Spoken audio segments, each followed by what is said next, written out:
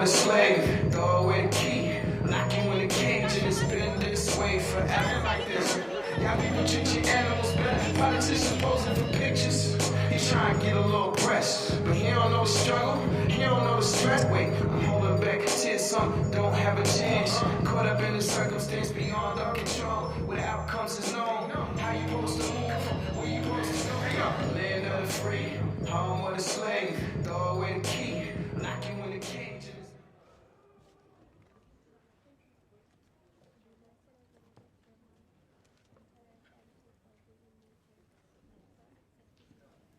Hello.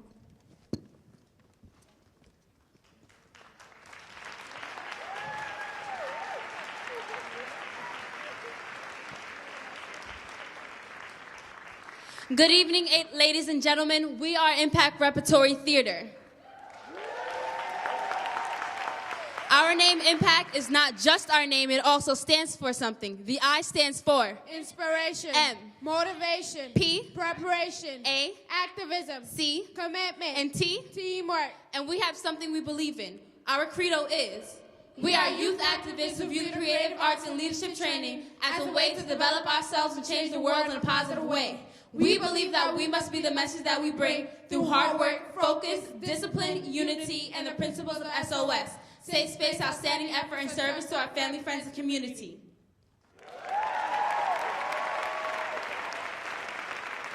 All right, and without further ado, Impact Repertory Theater.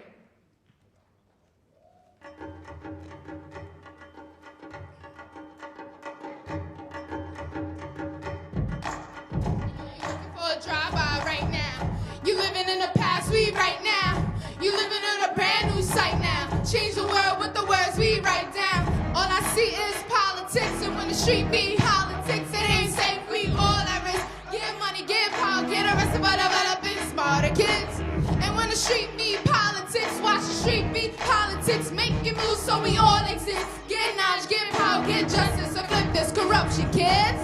Time is critical, see beyond the visual. We are more than physical individuals, seeing the visible lie with the critical eye. One nation under God, we wear a disguise. The one to be recognized, one to be wise.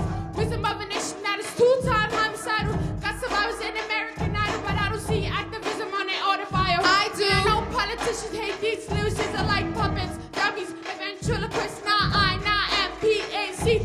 I'm Pinocchio, no shakes in my me like Pinocchio. From the school of hard knocks and parochial, spit fame like allergen, all up in your bronchial. Stand up, man up, pick your man up. Get ready for a change, throw your hands up. Now politics on the street, same as the world. You rather kill for dollar bill, destroying peace on earth. You rather build your clientele and tell the truth we deserve.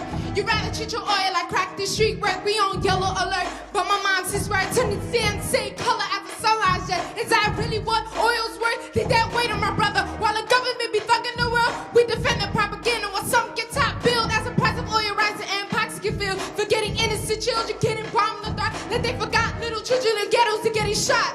On the blocks, Crips and blood, it's the same game mentality. Let's give it these thugs now. Now we can't change the world with a song, but as we change the world, watch the world sing along. Come on, all I see is politics, and when the street be politics, it ain't safe. We all at risk. Get money, get power, get arrested for developing smarter kids. And when the street be politics, watch the street be politics. Making moves so we all exist. Get knowledge, get power, get justice, have left this corruption. Now politics will get you 15 for feeding your family. If you from where I'm from, I know. How politics got my stomach ground, doing foul things late night when I'm out trying to find me a feed. Know what I look like? Ask for handouts, especially when the crack in the gun says that's my man now. I'm looking at my father like he's not a real man, like the family being broke wasn't part of the plan. Ain't no justice in this world for us, just us. And when the revolution comes, we recruit street soldiers, so don't get in between. I'm something like a general going against the war of the machine. Black Panther mixed with like passion, ready for war. Call me the notorious hip-hop Shakur. Ready to tell what I'm rhyming it for, but all eyes on me every time that I talk. I'll never leave the government alone, my troop, until we all wear hoodies that are bulletproof. The 50 cent in their pocket got them, dreaming of dollars, creating nightmares till their dreamers comes. Multiply what Eminem showed the folks, bitches spare with the rhythm and kill your opponents. It's a thin line between my mess and being homeless. Living stupefying when you lost. Dance, dance, dance, do that dance. Everybody, body, do that dance. Impact, come on. Dance, dance, do that dance. Everybody, body, do that dance. Rock your body now. Dance.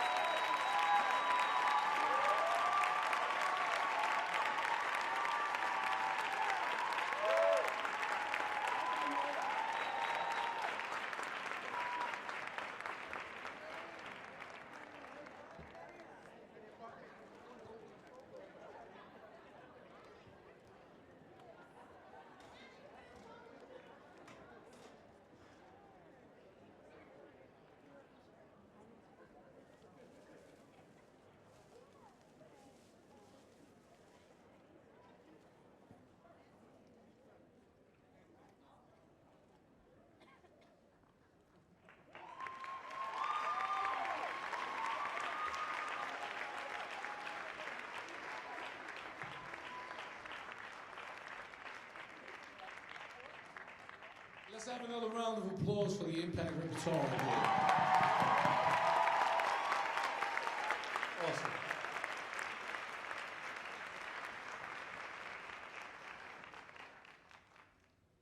Good evening, community. My name is Amanda, and I am one of 3 co-chairs for the Criminal Justice Caucus, along with Maggie and Joseph.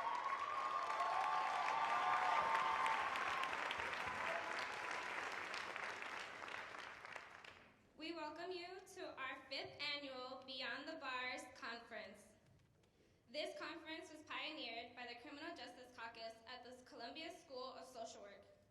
Students of the caucus began this conference with dreams of bringing individuals together in order to advocate for social change. The conference would not be what it is today without the dedication and support of administration, student body, and community members. As you might know, every year is specifically tailored to the current movement within the criminal justice realm. Due to the momentum of the current time, our theme this year is transforming injustice.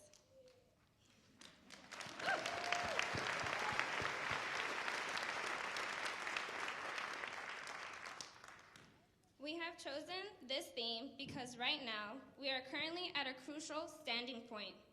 Through the excruciating years of spreading awareness of mass incarceration and police brutality, we have gained incredible momentum coming out from our homes, from beyond our desks, and onto the streets, with a driving force and dedication for justice and change. It is our continued hope that through events such as these, we keep this momentum going. We must never stop spreading awareness. We must never stop dreaming of a better tomorrow. Thank you.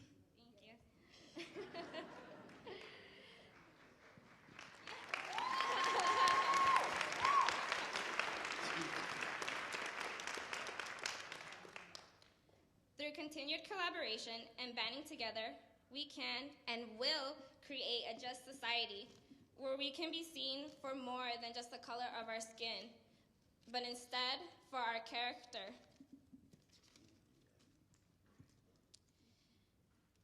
Continue with faith, continue with hope, and never give up. Yeah.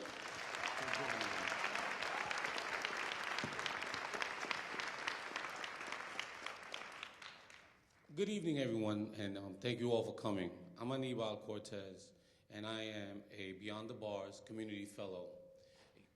Thank you.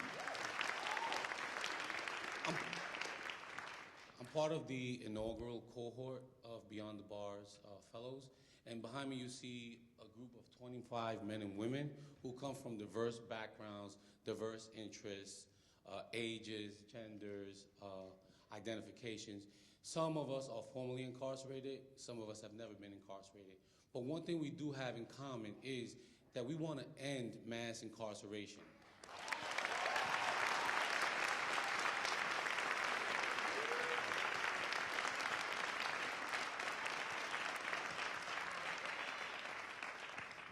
So who do the Beyond the Bars Fellows stand with?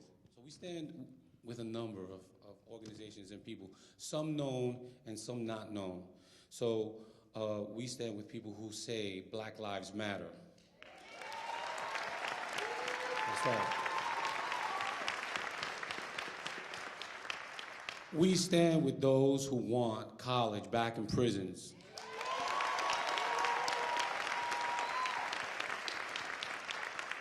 We stand with those who want to release our aging prisoners.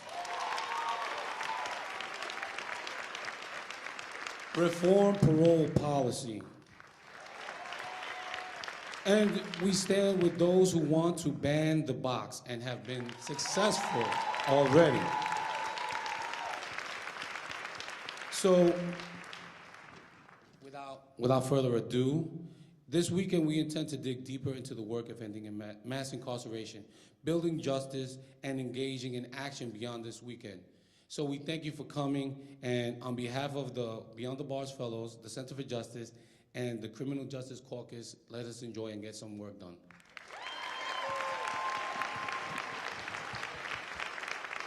So are we done?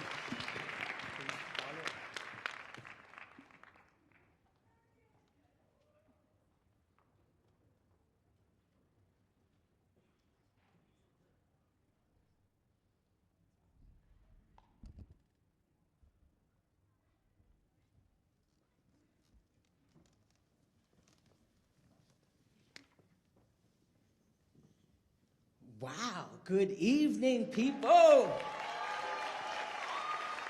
I'm loving this. My name is Cheryl Wilkins. I'm a part of the Center for Justice. And again, welcome to our 5th annual Beyond the Bars. Can you believe that? 5th annual, Jeanette. Wow. I mean, there are a lot of people that helped build this movement. I like that name, movement, because we started out as an initiative. Now we're a center. Now we're building a movement. And who's a part of that movement? All of us. All of us are part of this movement, and I'm loving it. And one person I just want to acknowledge, and she's not here tonight, and you know, we couldn't have did it without her, is Miss Angela Davis. Yes. She has supported us, from the very beginning, and here's to you, Angela. It's crowded tonight, Angela. So I'm Geraldine Downey. I'm also from the Center for Justice, and I'm delighted to see such a fantastic turnout here tonight.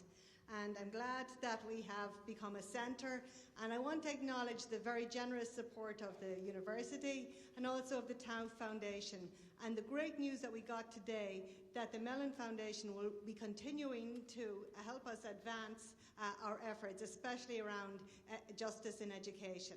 And so this is really good news. So without further ado, let me introduce our host for the evening, Columbia's own, New York's own, and the world's own, Breon Bain, who... So he is returning to a sellout crowd, having brought a sellout crowd to Miller Theatre for Lyrics from Lockdown back in November. So, Breon, come on. All right. Okay.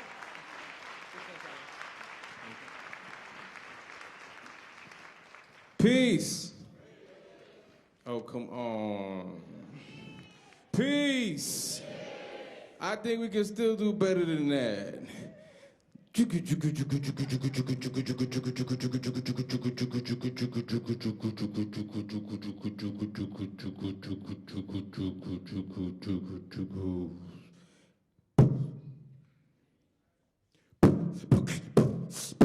What? Where you at? When I say beyond, somebody say the bars beyond. Beyond. When I say transform, somebody say justice. Transform. Transform. Somebody scream. I think they just about ready, Kathy. If you are happy to be here tonight, happy to be alive and in the world, building with this movement for transformative, revolutionary change, make some noise in the house. That's what I'm talking about. When all is said and done, we know we are coming together because we know some things need to change, and that's what tonight is about. My name is Breon Bain, here all the way from Planet Brooklyn. Blessed to be with y'all tonight. Brooklyn! Yes, yes.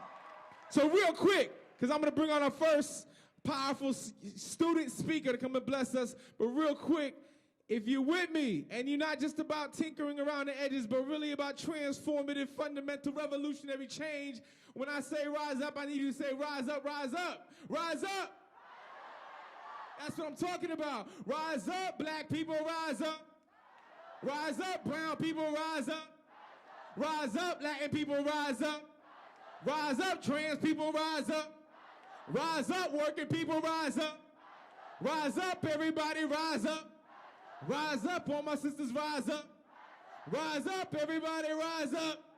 Make some noise, give yourselves a round of applause. I think we're ready. I think we're ready.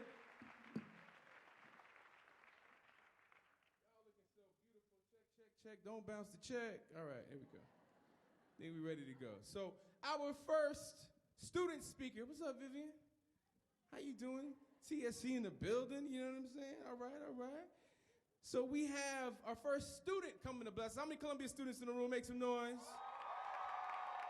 Okay. My condolences. I went to this fine institution myself. I'm still paying back the loans.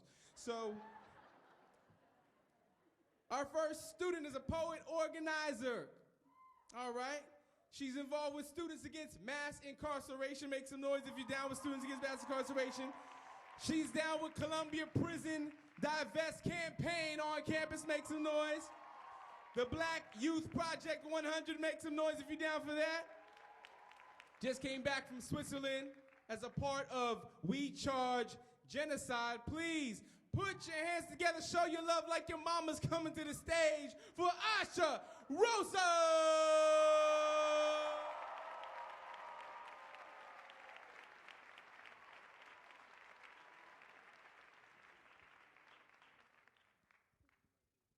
Hey, y'all.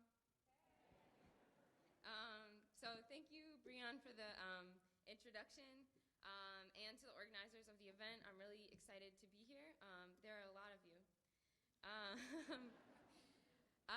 So as I was reading through kind of what the goals for this year's conference are, one of the questions was, how do we work for lasting transformative change? And so that's kind of what I'm going to talk about. But before I do, I want to start by backing up a little bit and talking about the current moment that we're in, and what transformative change actually means, and what we mean when we say this word transformation. So for myself and other young Black people my age, I'm 20 years old, so this might be a little bit different for people even just a little bit older. But Trayvon Martin's death, the subsequent media narratives and trial came at a sort of coming of age moment. I just turned 19 when the Zimmerman verdict came out, a moment in which I was figuring out my identity, my politics, and my place in the world. Fast forward a year to August 9th, 2014, which is the day that Michael Brown was killed in Ferguson, Missouri. In the year between the Zimmerman verdict, which was also that summer, was the 50th anniversary of the March on Washington. During the commemoration in DC, all of the young Black organizers who were supposed to speak at the event were actually kicked off the speaker lineup that day. And we saw kind of a lot of disappointment within circles of young Black organizers around the momentum that this verdict didn't spark. So between then and last summer, when Michael Brown died in Ferguson, young Black people got organized. And a lot of the groundwork was laid for us to be prepared to take hold of the moment that happened in Ferguson, and a more transformative agenda was able to be put forth after the events in Ferguson in a way that did not happen after the verdict around Trayvon Martin. And so I'll get into kind of why I think that is a little bit later. But so just to say a quote from Ella Baker about what the word radical means and how that relates to this idea of transformation. We are going to have to learn to think in radical terms. I use the word radical in its original meaning, getting down to and understanding the root cause. It means facing a system that does not lend itself to your needs and devising means by which you change that system. And she said that in 1969. And so thinking about what does a radical or transformative agenda around criminalization and incarceration in this country look like today, look like post-Zimmerman verdict or post-Ferguson. It looks like, one, the need to dispel the myth that the role of the police is to keep people safe.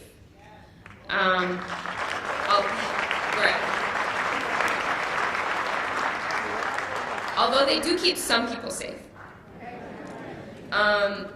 So for me, in my vision of community safety, people with guns in a position of power and impunity are not an element of that.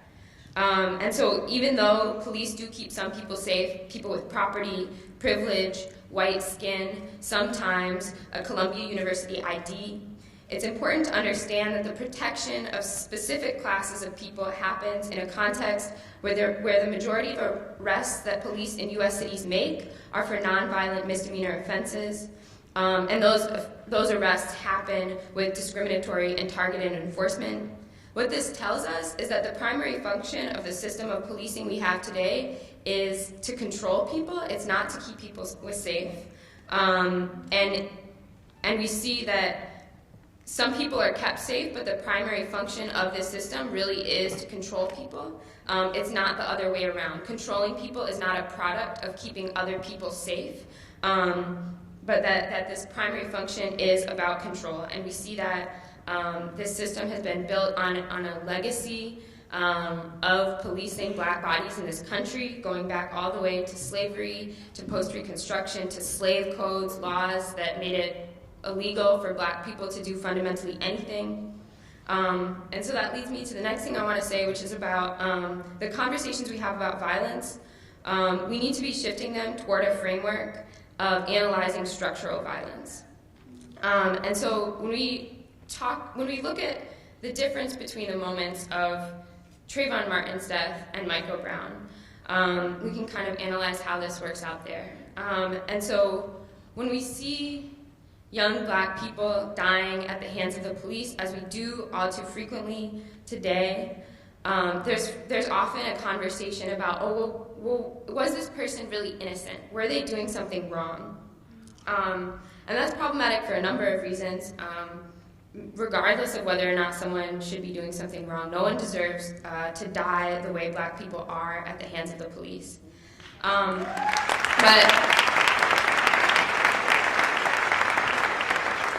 connecting this issue of police violence to also incarceration and what we consider crimes, this conversation around innocence really is irrelevant. That crime is socially constructed, and law enforcement practices mean that these laws are enforced on certain bodies and not on others. And that in this country, the idea of criminality has been constructed in tandem with the oppression of black people. And it may no longer be socially acceptable in most circles to be anti-black, but it is acceptable to be anti-criminal. And so, yeah, so this idea of innocence, like, that's irrelevant. We should not, somebody gets killed by the police, we should not be, like, talking about whether they got straight A's or what they did wrong. We should be talking about state violence.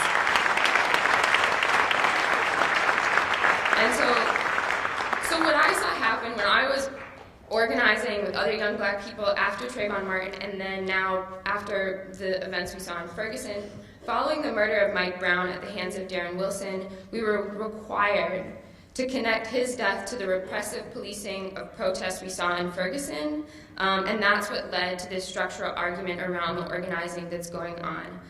We weren't allowed to talk about good cops and bad cops because we were both seeing interpersonal violence between Mike Brown and Darren Wilson, and then the response when you see the National Guard coming in, when you see all the state police, just having been in Ferguson, like police occupation, just to defend this kind of structure where black bodies are viable, and that the police are sanctioned by the state to commit violence.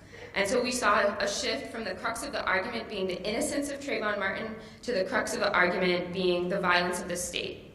And people felt the need for a more transformative agenda there, one in which we are now critiquing the fundamental role of police and prisons in our society. So I believe in the abolition of police and prisons, because I don't think punishment is effective, especially within the racist structures that are built on the history that we have in this country. So when I talk about prison abolition, I always feel the need to credit one of my mentors from Chicago, Miriam Kaba, for the ideas that I say. But so in a world where calling the police is the go-to solution for solving problems, it's really hard, even for myself and people who hold the politics that I hold, to actually imagine what prison abolition or police abolition can look like. Even if we don't believe in punishment and we believe in caring for people, thinking about what transformative justice or prison abolition actually looks like is really hard. But in a world where calling the police is that go-to solution for solving problems, and I don't think the argument needs to be made again as to why that is not a practice that gets at the root of problems, like Ella Baker suggests we should. Every time you don't call the police and you figure out a different way of solving a problem, you are working toward prison abolition. And I credit that idea to Miriam Kaba and what she has taught me. we need to only be supporting policies and initiatives that take power away from these systems, because they have too much. And so this is where we get at this idea of reform pending revolution, or reform pending transformation. And that being, we should be working to make people's lives easier in the meantime, and not be so idealistic about our politics that we cannot move. However, we shouldn't be looking for short-term solutions that actually bolster the systems that we're critiquing. One example that folks are organizing around, civilian elected police accountability councils. So taking the power away from the police to be the only people that can check themselves, and creating some separate body. One example that we saw recently of something that was not a reform pending revolution is this idea of body cameras. And what you saw right away when body cameras were being talked about right after Ferguson, Obama launched this kind of pilot program of them in Chicago, and you saw a lot of organizers at the forefront of this Black Lives Matter moment supporting this initiative, and very quickly there was an oh wait moment where folks realized that body cameras actually were just giving more money and more power to the system that we were critiquing, where police still have the ability to control what is seen and how footage is used, and how we're then delegitimizing the people's cameras, right? Other forms of documenting what the police are doing, and that the more tools and gadgets you put on the belt or the body of a cop, the more control and power we give to police officers and legitimacy we give to the institution of policing. And we therefore further legitimize the increasing culture of punishment that many of us live in. So I'm an organizer. The last kind of thing that I just want to say while I'm up here is about organizing, and within that, solidarity, and also kind of the damage that a universalist discourse can do within our movements. So I believe that it's important to organize. I believe it's important to be in organizations, and I think it's equally important how we organize. And what that means is centering the voices of the people who are most marginalized, not only in society but within our movements. And so that means Black folks, that means queer and trans Black folks, that means women and girls, that means folks who are differently abled, folks with different immigration status, and you know, I think that sounds kind of implied, but right, especially in New York City in these Black Lives Matter protests, what we heard a lot of was there would be like a group of young Black people like really hype, chanting Black Lives Matter, like feeling themselves in a way that Black people don't often get to feel themselves, and then that would start to get drowned out by this other slogan, All Lives Matter. And I'm gonna explain why I think that's a problem. It's not that and there was pushback, right? So it's not that all lives don't matter, but the point of Black Lives Matter is that we don't get to say that. It is, even within movement spaces, hard, and people have to fight for the space to say that Black Lives Matter.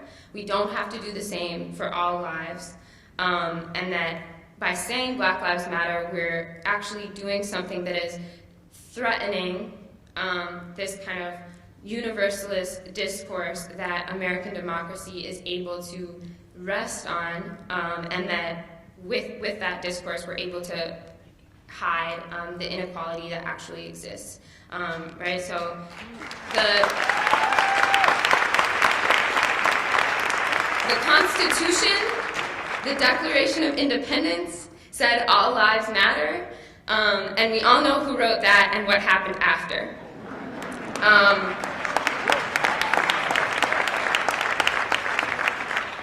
So yeah, the last thing I'll say is really just, I haven't lived a very long time, 20 years, and I haven't been a grown person for much of that time. So I haven't seen a lot of movements, but I do know that what we're in right now, when we saw, or maybe we're a part of, bridges and highways being shut down all over New York City and the country for weeks, when we saw 60,000 people marching in the streets in Manhattan, when we see Black Lives Matter trending on Twitter, that we are in a moment, and it's up to us, the people committed to building a more just world, whether it turns into a movement. And so I have no hesitation that there are enough people committed to this moment. But I believe that whether it will be sustained and successful is dependent on how committed we are to people. And that means being more committed to people and to building a movement that functions in a way that is reflective of its politics than we are to abstract political agendas. That being in solidarity with the slogan or the hashtag Black Lives Matter is not simply in alignment with an agenda or an abstract politics, but it's about a willingness to acknowledge the everyday lived experience of being Black in this country, and it's a commitment more than anything to people. And so.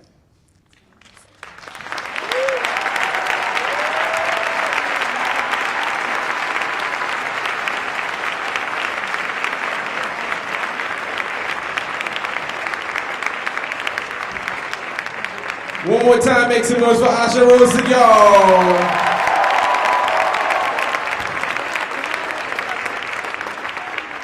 Can we give it up for the Beyond the Bars fellows? Can we give it up for them one time? Worked so hard to put this together. If you have your smartphone, I want you to actually go, you can hit up, make sure you get this down, hashtag Beyond the Bars 2015, and hashtag Transforming Injustice. You should also follow me on Twitter, Breon Bain. I want to do something. How many folks were here last year? Okay. So you got to enjoy some of what we did. I was asked to bring back something we did last year, and I saw Angela getting all into it. Like, I was like, okay, that's a keeper. All right. So we're gonna do this little thing to call on the strength of our ancestors to actually give us the energy we need to do this very serious, important work, okay? So, as some of y'all know, the story goes, my barber said to me one time, he said, Breon, you always talk about how the early bird gets the worm, but never how the second mouse gets the cheese. And I was like, what are you smoking talking about, the second mouse? He said, no, listen, no, the first mouse comes along, goes down, and what happens? Neck all broke up in a trap. Second mouse comes along, says, oh, it sucks to be you, but I got mine, right? So all of us are like the second mouse because all of us are here because somebody else put their neck on the line for us to be here. Are you with me? Are you with me? Okay, so this is how this goes. If this is the livest side of the room over here, make some noise. If y'all don't know what the hell they talking about, because y'all the livest side of the room, y'all make some noise over here. Up top, where you at? So here we go. When I say, I know they watching, then you ought to say, ancestors watching. I know they watching. Ancestors watching. When I say, I know they watching, you ought to say, I know they watching. That was just lazy. Not even like the remedial class. They're not even, I'm not into track and all that. Y'all would get tracked, all right? So you got to pick it up. You got to pick it up. More energy, all right? Like your life depends on it because it does. Here we go. All the ancestors, everybody who's lost someone, all right? All right, if you have no ancestors, you can be quiet. Here we go.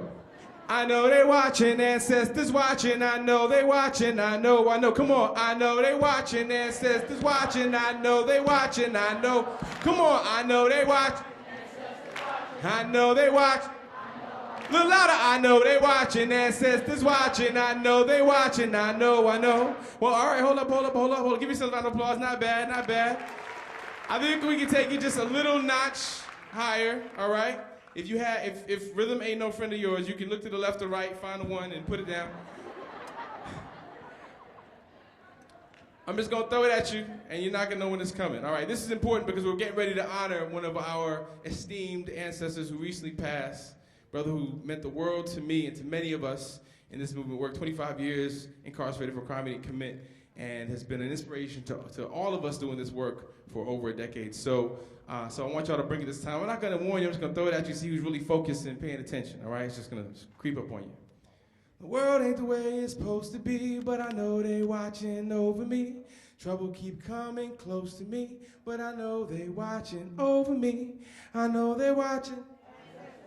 I know they're watching, I know they're watching, ancestors watching, I know they're watching, I know. Come on, I know they're watching, ancestors watching, I know they're watching, I know. One more, I know they're watching, ancestors watching, I know they're watching, I know. Give yourselves a big round of applause. Coming to the stage, this next brother, only the words of Malcolm X are appropriate for bringing him to the stage. He is a longtime activist, executive director of the Center for New Leadership on Urban Solutions, the world's first research think tank founded by formerly incarcerated professionals right in central Brooklyn. He is a social scientist with experience consulting everybody from community organizations to police officers to judges. This brother is so committed and so dedicated, works so hard. I don't know how he found that 25th hour every day, but he does it to make this work happen. He is a true leader in our communities, and it's an honor and a pleasure to call him my friend. He reminds me of Malcolm's words. Malcolm said, "We as a people have for so long done so much with so little that we are now qualified to do anything with nothing." Please put your hands together for Dr. Divine Pryor.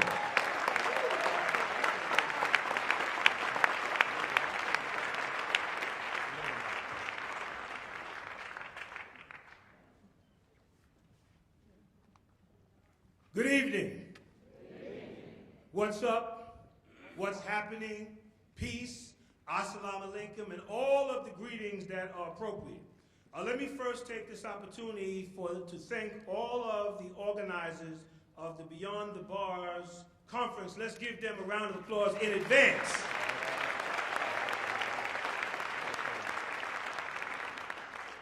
I was told that I have 3 minutes.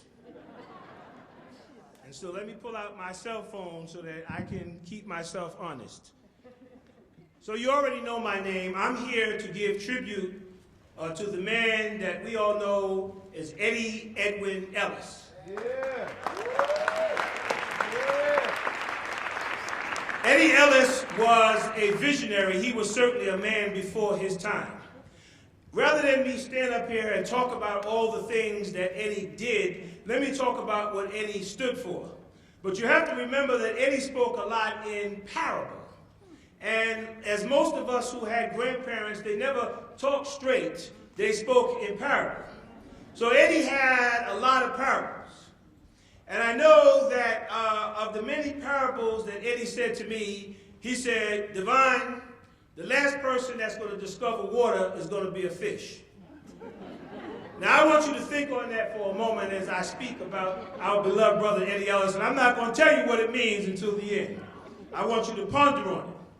But what I will say is this. 15 years ago, Eddie Ellis called me at 3 o'clock in the morning. 15 years ago, we were not formerly incarcerated people. 15 years ago, we were ex-convicts. We were inmates. We were offenders. We were parasites. We were violent predators. But we were not people. We were the subject of someone else's scorn. We were people who had been pushed out, locked out, and shut out and forgotten. We were a population who had no voice. Eddie said it's time for us to have a voice.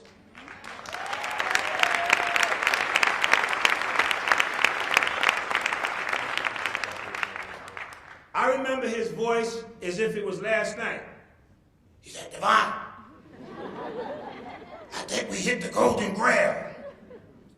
And what he was talking about was organizing a population that did not have a voice, that did not have a place, that did not have a seat at the table.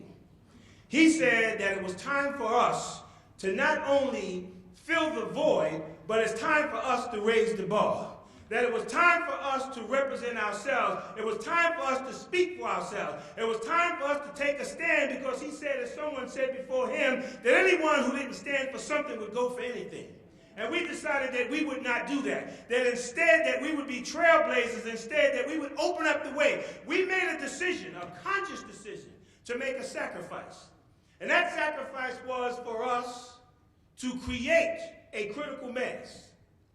Eddie was very vigilant in that he wanted us to open up the airwaves. He wanted us to create an environment where leadership could emerge. It wasn't about him.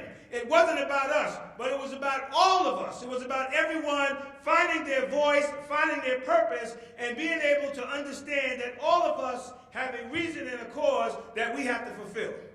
Now, I don't know about you, but each and every one of us is going to go on one day. And Eddie said to me, all you get is a hyphen. Now, the hyphen is that little indentation between the date you were born and the date that you leave here. Eddie said that all of us are going to have a 45-minute service. Some people are going to be crying, a whole lot of people lying. He said, but the only thing that you're going to have is what you did with your hyphen.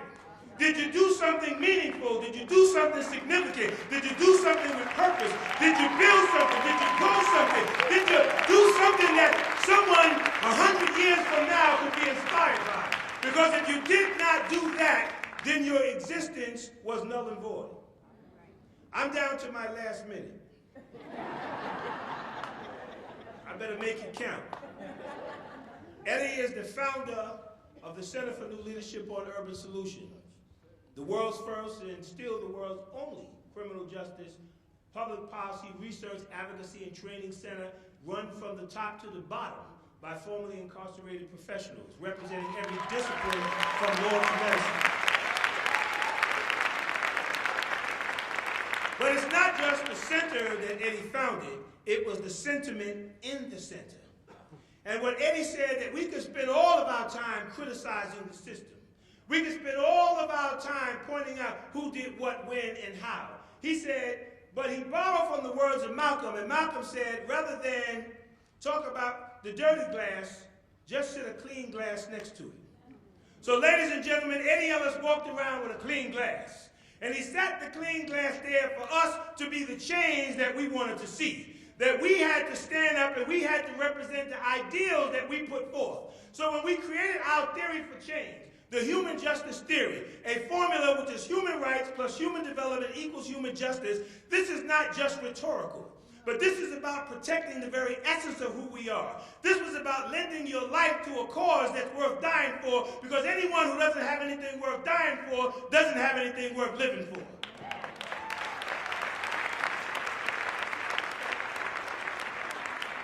So in my last 30 seconds, let me say that Eddie Ellis is looking down on us. And I'm sure he's proud. He's proud of what's happening here at Columbia. He's proud of what's happening in the Carolinas. He's proud of what's happening in Texas. You have formerly incarcerated people now who are doctors, who are lawyers, who are preachers, who are nurses, who are social workers, who are leading change, who are transforming the world, and I'm happy to be a part of that change. So to follow behind my man, Breon Bain, let me say that we as a people have done so much for so long with so little that we are now qualified to do anything with nothing. So always shoot for the moon, because Eddie said even if you miss, you'll still at least be amongst the stars. Thank you so much.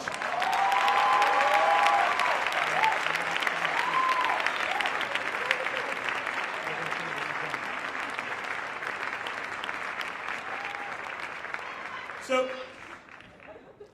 she said, what about the fish? You know, the fish is born in water.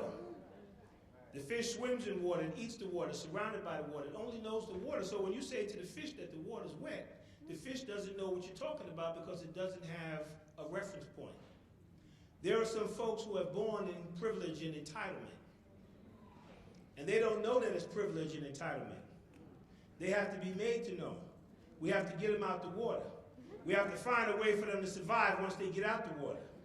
And so that is the analogy of the fish in water. I'll let you ponder on the rest. I have the distinct pleasure of introducing a friend and a colleague, a man who is a leader in and of himself, who hit the ground running, who demonstrates tenacity, who's an intellectual giant, and he's still rather young. He hasn't even touched his peak. But yet he's already blazing the trail, and he's already set an example for many of us to follow. So without further ado, let me introduce my friend, my colleague, Brother Marlon Peterson.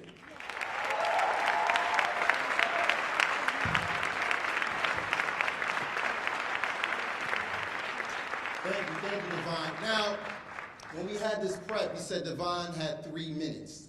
The Reverend Dr. Devon Pryor, 3 minutes. We see how that went.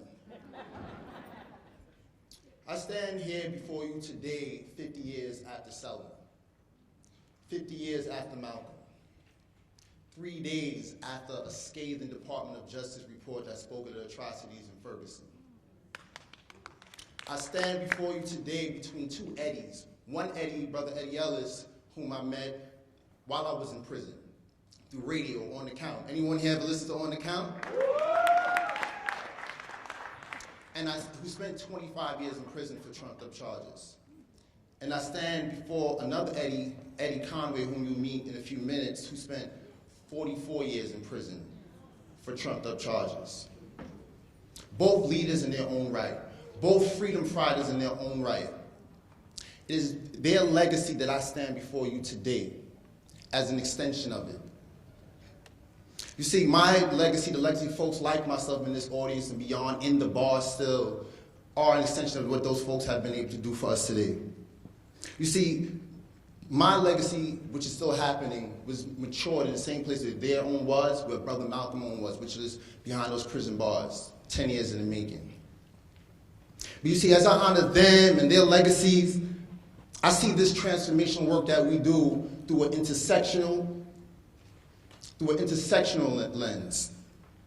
Through a lens that is intersectional and transformational, because as I do the work and working with young people in Brownsville, or I'm implementing programs in the city to eradicate gun violence in our communities, as I'm walking around these streets shouting out Black Lives Matter in protests and in direct actions around this city, this is something I do understand. This is something that we should all understand.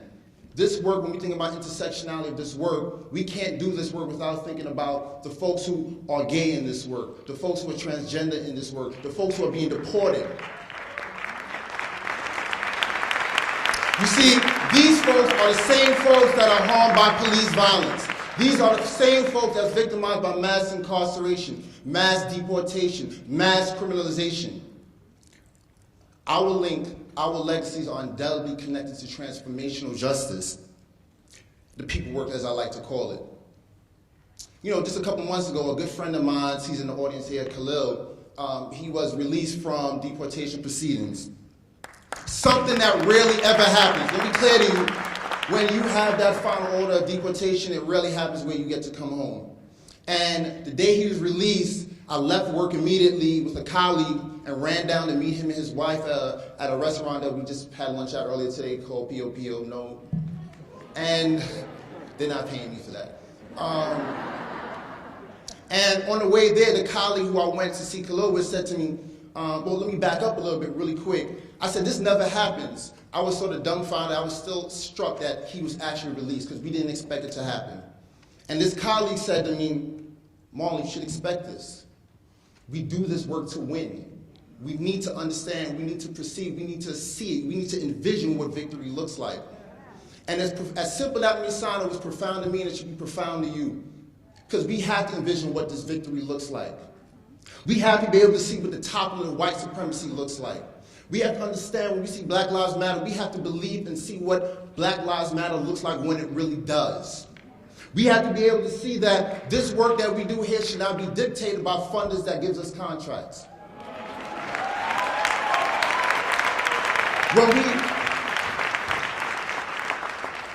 When we do this work and when we do our vision boards for this work, we got to make sure that we don't redesign the same oppression that has their necks has their foot on our necks. You see, the Department of Justice report, and I'm winding up to bring the next person on, the Department of Justice report told us something very important, that the position that we're in is strategically intended. There's no mistake.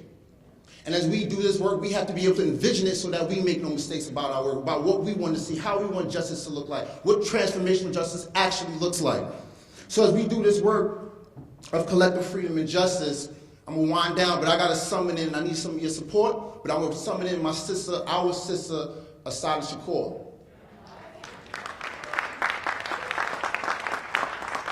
It is our duty to fight for our freedom. It is our duty to win. We must love and support each other. We have nothing to lose but our chains. Now I'm asking you to repeat this to me. Repeat this after me. I believe that we will win. I believe that we will win. I believe that we will win. I believe that we will win. I ain't hearing that. Breon, you hear it right?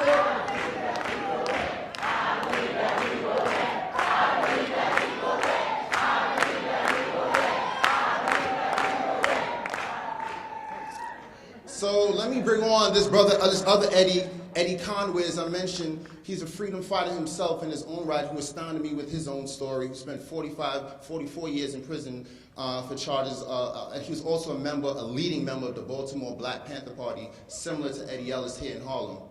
So without further ado, I want to introduce brother Eddie Conway to the stage. Come on, Eddie.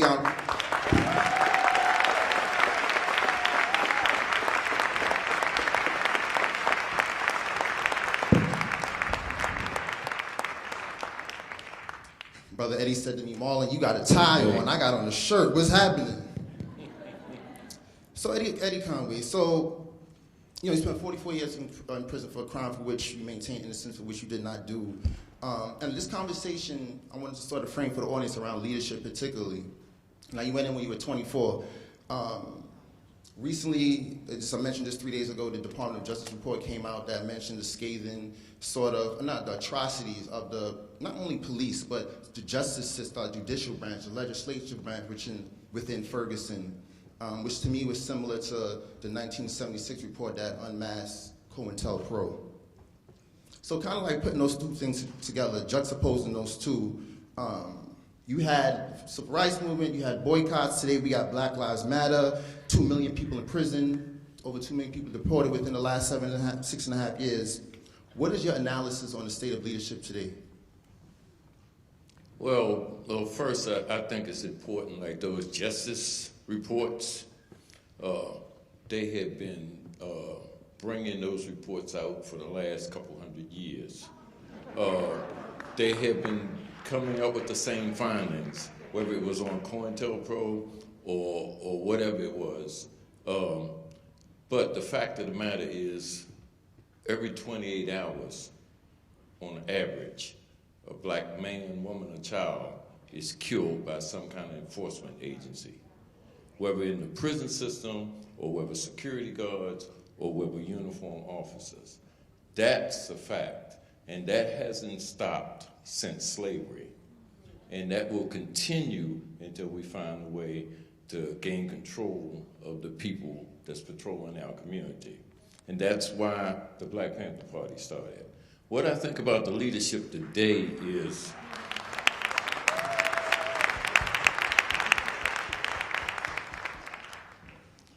I think young people is going to get it right. I think they're working it out. I can remember, and I think I mentioned this to you, back in 1963, 64, I was in Europe, but I watched what was going on in America, and young people in America was trying to figure out, beyond the civil rights movement, how to organize.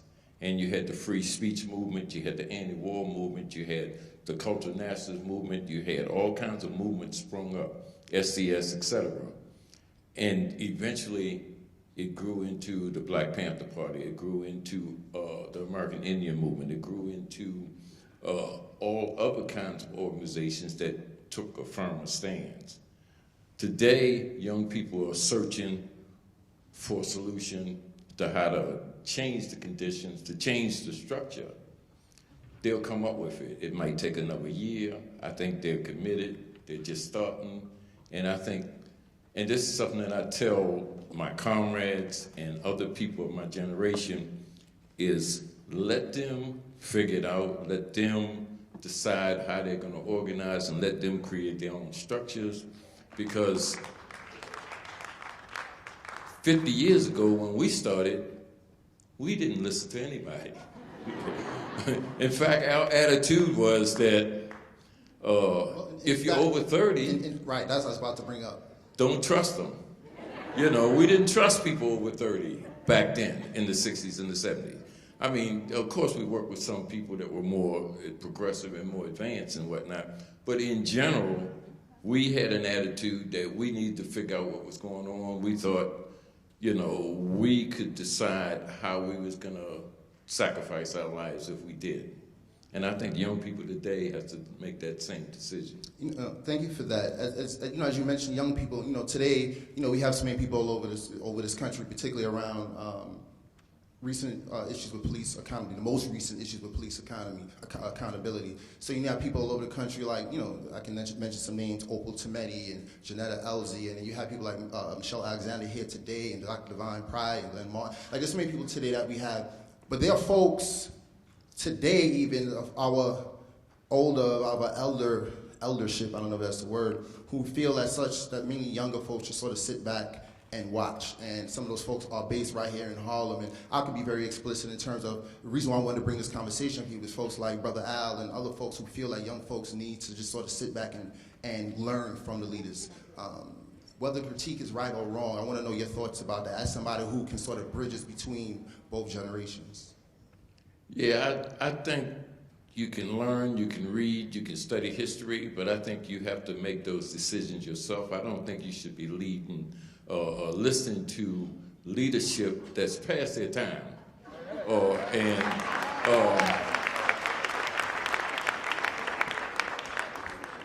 In addition, I don't think that young people should be trying to use the same apparatuses we use. The apparatuses we use worked then, but failed, as COINTELPRO and other agencies took advantage of their structure, their hierarchical structure, and turned us against each other. Young people need to figure out how to create networks and alliances and allegiance and not big leaders. And they need to let that leadership flow around, So, they have to learn from their own experience. Mm-hmm. So, as I'm here, I'm one of those people, I'm slightly over 30, so I don't know if folks under 30 here might, if I'm distrustful. But as somebody who spent more time in prison than I've spent on this earth, and we think about leadership as being intergenerational because ultimately we need intergenerational sort of camaraderie to sort of deal with this monstrosity of mass criminalization, mass incarceration. Your 24-year-old self, if you could think back to being 24 years old, and if you can sort of, and I'm asking this question in two parts. Think about it as a 24-year-old young man, and as now as a person who's much more mature in age, and probably definitely in insight. What is your analysis on leadership today? And I want you to think about it as a 24-year-old person first. Well, okay, as a 24-year-old, I think that we did the best we could. Wait, I want you to sort of look at it as from in the 2015, though. I want you to critique 2015 as a 24-year-old. Well, if I could be a 24-year-old today,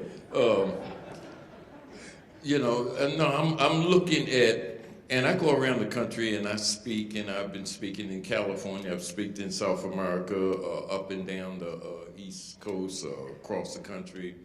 And the one thing that I've noticed is that there's a tremendous amount of young people that are starting to take note that there's some kind of systemic structural problem with America, with the economic system and with the relationship of its people. And it's kind of like trying to divide and conquer. Those people are starting to ask questions. Those people are starting to organize. I can't identify, and some of those names you bring up is good. I can't identify any particular leaders because it seems like they're organizing in groups and they pass that leadership around. I think that's good. I really honestly think that's the way to go. And I think, and just to go back for a minute, elders can give advice. They can share whatever experiences they had.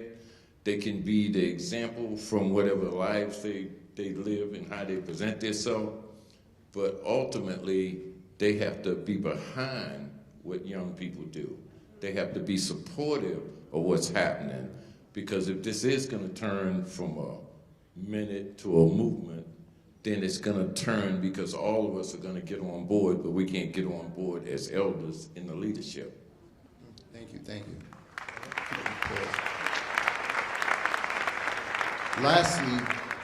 Lastly, so as you sort of highlighted what some of our more mature older folks should be doing. I need you to also give us give us critique of what young people can be doing better. I think it needs to go both ways. Well, okay, and I'm going to go against what I just said, but I am going to say this, because from being in prison for 44 years, the one thing that I noticed is like 25% of the world's prison population is held here in America, which only has 5% of the world's population. And those prisoners inside are isolated, and they are dehumanized by the lack of contact with their families, with their friends, and so on. So one of the things that can happen is people need to reach in. There's 2.5 million people in there, but it's always transforming. People are coming in, people are going out. So a lot more people are being impacted. People need to reach into prison systems. People need to start going in those prison systems. People should start shedding some light on those prison systems, because most of those people, 90% of the people in the prison system, are going to come back to the community. And they need to come back in a transformative way in which is positive for the community. That's only going to happen if you get in there and you start working. But, and not to overdo this, but one of the things that needs to happen is we need to get back down in the community and build the community again. And we don't need no funds. We just need people. We need to get in there, and we need to do things that's going to strengthen the community. Thank you. Ladies and gentlemen, thank you. Please give a round of applause for Mr. Eddie Conway. Thank you.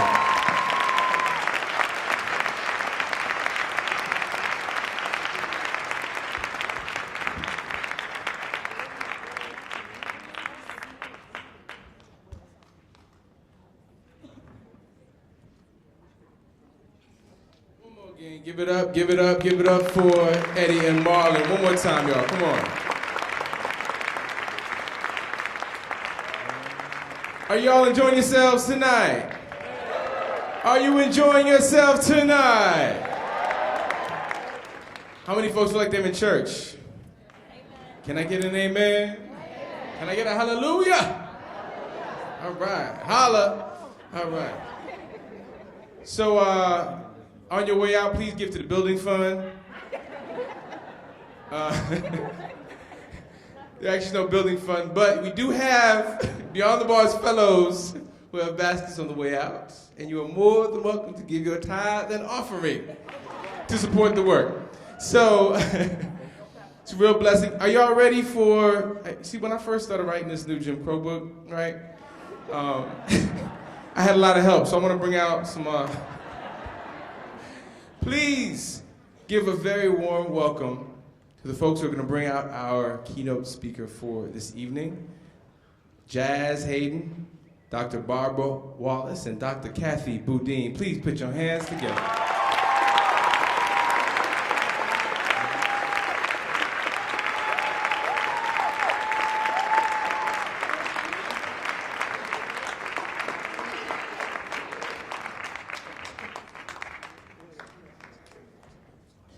All right, hello everybody. My name is Kathy Boudin, and I work with the Center for Justice.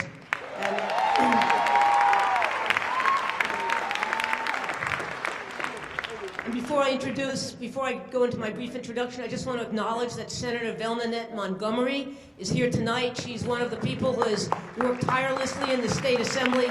Senator Montgomery, if you could stand up for a minute, as she is.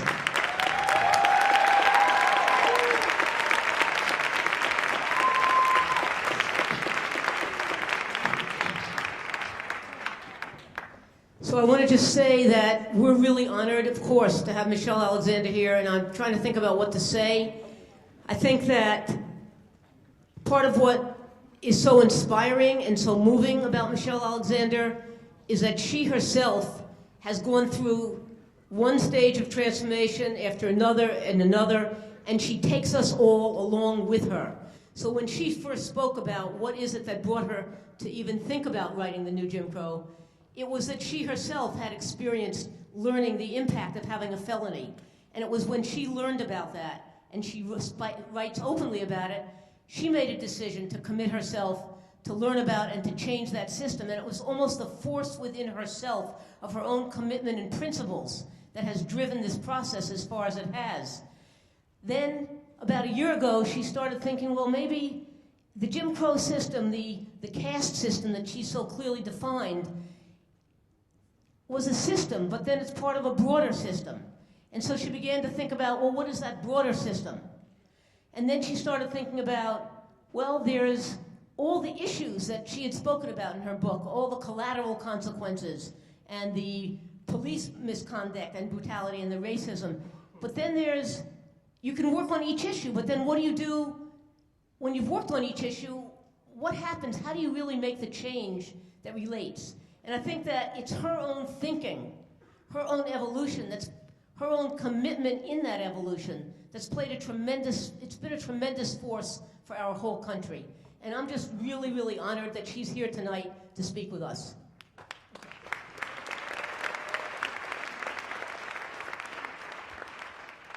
Yeah, good evening to all you beautiful people out here.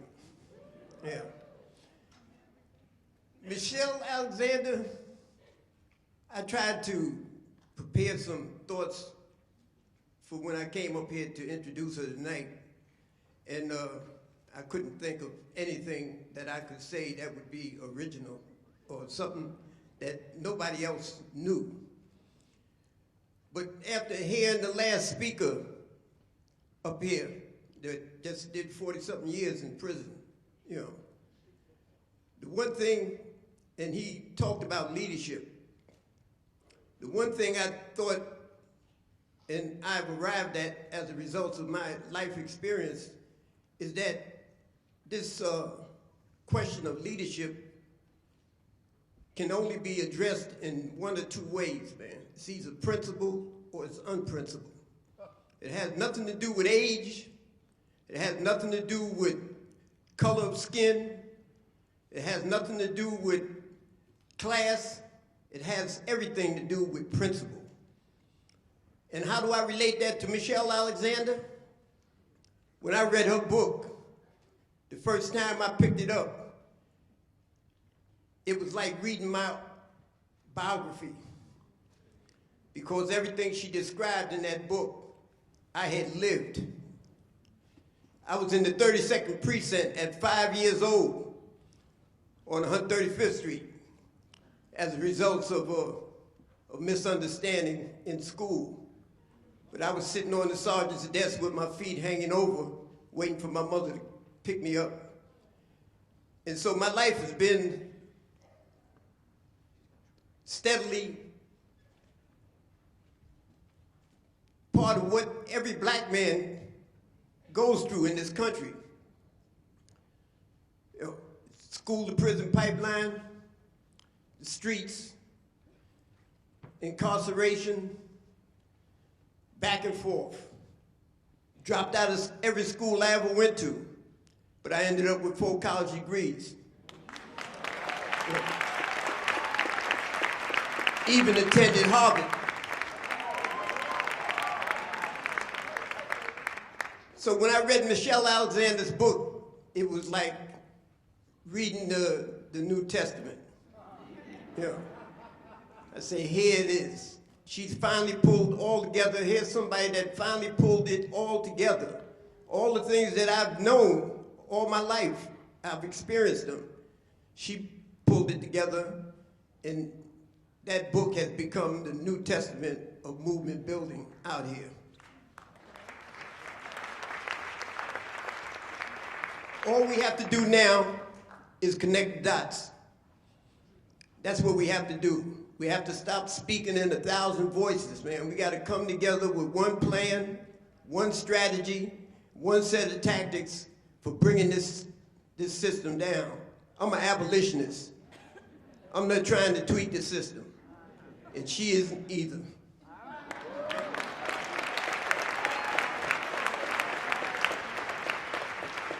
So this is a coming together, a collaboration between not only the Beyond the Bars conference, but also the Teachers College, Columbia University Health Equity and Social Justice Conference.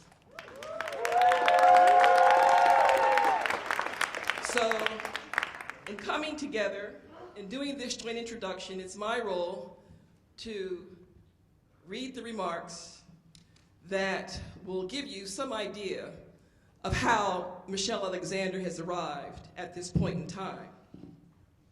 Michelle Alexander is a highly acclaimed civil rights lawyer, advocate, and legal scholar who currently holds a joint appointment at the Kirwan Institute for the Study of Race and Ethnicity and the Moritz College of Law at The Ohio State University. Prior to joining the Kirwan Institute, Alexander was an associate professor of law at Stanford Law School, where she directed the civil rights clinics. In 2005, she won a Soros Justice Fellowship, which supported the writing of her first book, The New Jim Crow: Mass Incarceration in the Age of Colorblindness. The book has received rave reviews and has been featured in many national radio and television media outlets. For several years, Alexander served as the director of the Racial Justice Project for the ACLU of Northern California, where she helped to lead a national campaign against racial profiling by law enforcement.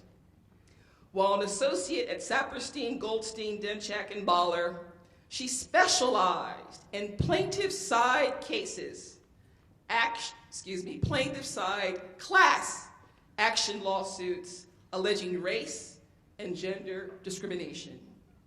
Alexander is a graduate of Stanford Law School and Vanderbilt University. Please join me in welcoming Michelle Alexander.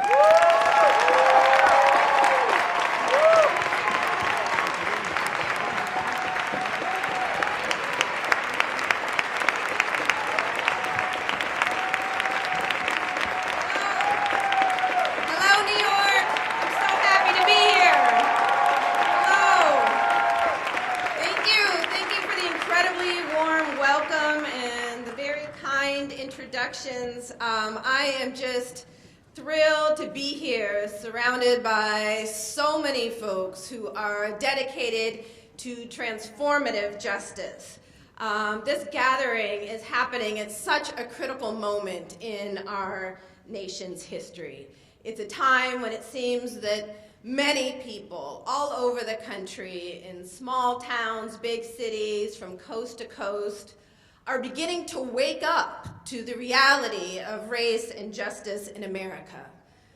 I think a time comes when the truth stares you in the face, daring you to look away and say nothing. But deep in your soul, you know that a breaking point has been reached, and that if you avert your gaze or change the subject, you will betray not only yourself, your children, or your community, but all those who risked their lives so that Black children would not have to be told that in the eyes of the law, their lives don't matter. That moment was reached when Michael Brown was gunned down and the young people of Ferguson stood up. It was not the brazen killing of a young unarmed Black man by the police that forced an end to the silence. To the contrary, what happened that day was nothing new.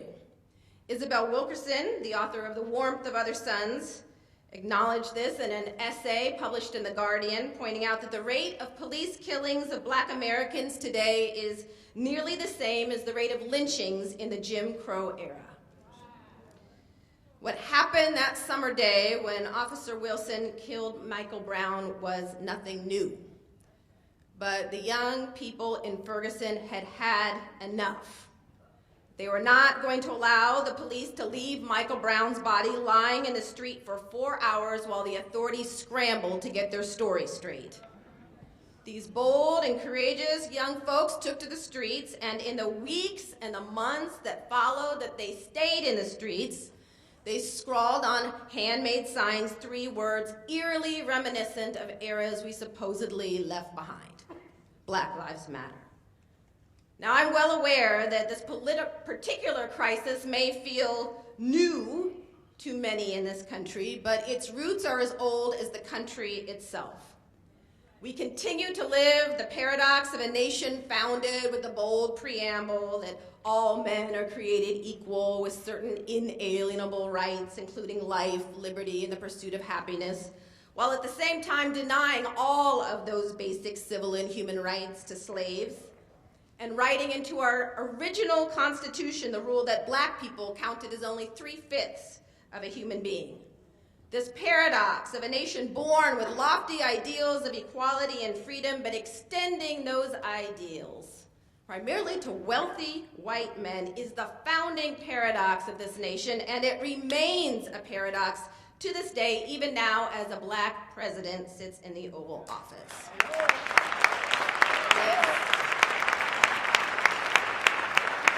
We have inherited the glorious promise and the ugly paradox, and yet we too often close our eyes and refuse to acknowledge the painful implications. As I was thinking about what I was going to say tonight and getting my notes together, I kept getting messages from folks who were heading to Selma this weekend. Racial justice advocates, civil rights advocates from all over the country are heading to Selma, and I heard the President of the United States himself plans to make an appearance to commemorate the historic civil rights struggles and victories there. Now, at times like these, at these moments of commemoration, it's tempting to be romantic about the past struggles and overly rosy in our assessment of the present. But such revisionism does not serve the dream that Dr. King and Ella Baker and so many others risked their lives for. Now, none of this is to deny the extraordinary gains that have been made in some spheres. I mean, I would deny and dishonor the sacrifices of people like Ella Baker and many, many others if I didn't acknowledge that my own life has been drastically, greatly improved because of their courage, their sacrifice, their advocacy. But if we're going to ask ourselves honestly as we commemorate Selma, how far have we come and where must we go from here? What is truly necessary as we work for justice in this new time, this new age, then I think we must first pause and ask ourselves, how do we measure progress? We could measure it in all kinds of ways. The number of people who are CEOs or leading Fortune 500 companies, the number of black or brown politicians or presidents, or the number of people with 2-car garages and SUVs. We could measure our progress in purely materialistic terms. Do we have as much stuff as we think we should? Stuff like money, cars, degrees, titles. Measuring progress in this way seems to make sense in a capitalist society where the goal is to compete to get more stuff. There are winners and losers, and everyone says they want to get ahead. Very rarely do we ask, get ahead of whom? And what will happen to them, those who are left behind? Well, I want to suggest that there is another way to measure progress, one that seems to have been forgotten in the years since Dr. King and Malcolm X were laid to rest. It's not a new measure by any means. To the contrary, it is very, very old. For centuries, it has been said by numerous philosophers and theologians that any society, any civilization, must be judged by how it treats its most vulnerable members and its prisoners. Yes. Reverend Dr. Martin Luther King Jr. would surely agree with that assessment. Jesus himself said, "What you do unto the least of these, my brethren, you do unto me."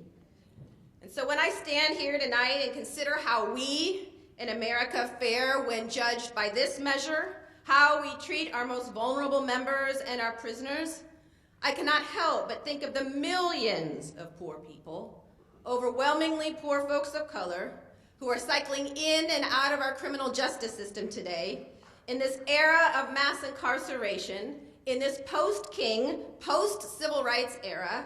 a time when our prison population has more than quintupled and millions of people are now permanently locked up or locked out, stripped of the very civil and human rights that Dr. King and so many others risked their lives for, and some even died for. It is a time when a black man, a father, can be choked to death by the police, begging for his life on video for the crime of selling untaxed cigarettes, and a grand jury comprised of men and women, fellow American citizens, could say no crime had occurred at all. Snuffing out the life of a black man over so petty an offense is no crime at all. It is a time when our collective answer to the violence that persists on the streets of Chicago, New Orleans, Detroit, and beyond has been more violence. That's been our answer. For we must never forget that imprisonment itself is a form of violence. It is legalized, state-sponsored violence. But it is violence, nonetheless, to take a person out of his home or off the street at gunpoint, even if you have a badge, and force them into a cage.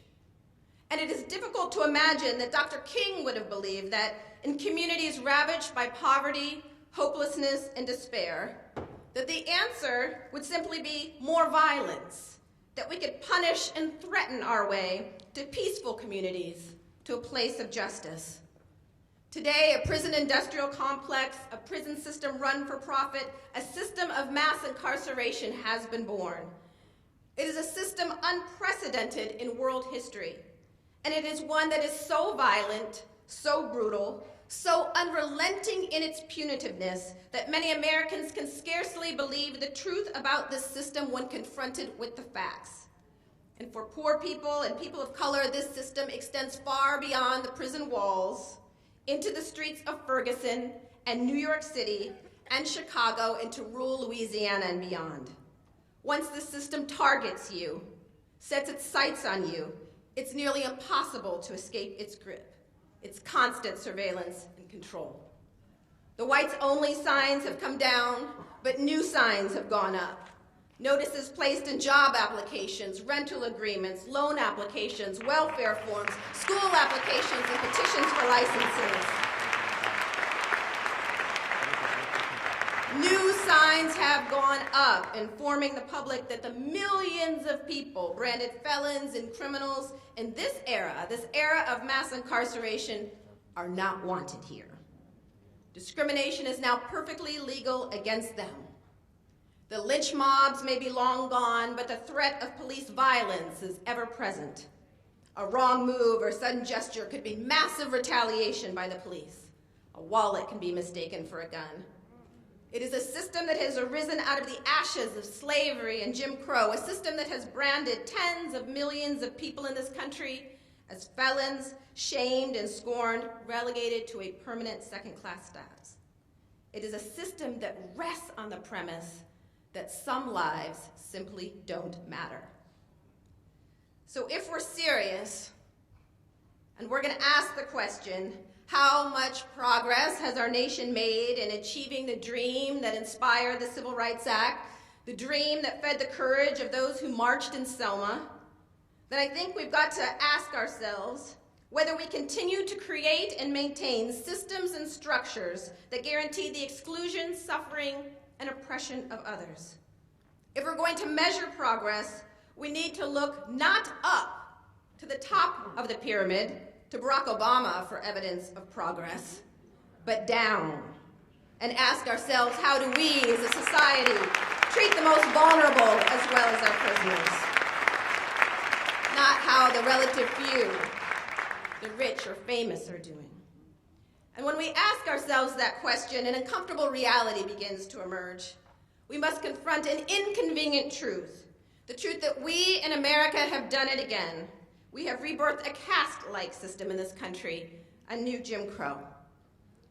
Now, I must confess that I'm very tempted right now to give you all a new Jim Crow lecture. An overview of the war on drugs and the war on crime and how it all actually works as opposed to how it's advertised, and how these wars, and more importantly, the war mentality, us versus them, search and destroy, lock them up and throw away the key. has decimated communities of color, and how our legal system has conspired to keep millions of people cycling in and out of prison for the rest of their lives.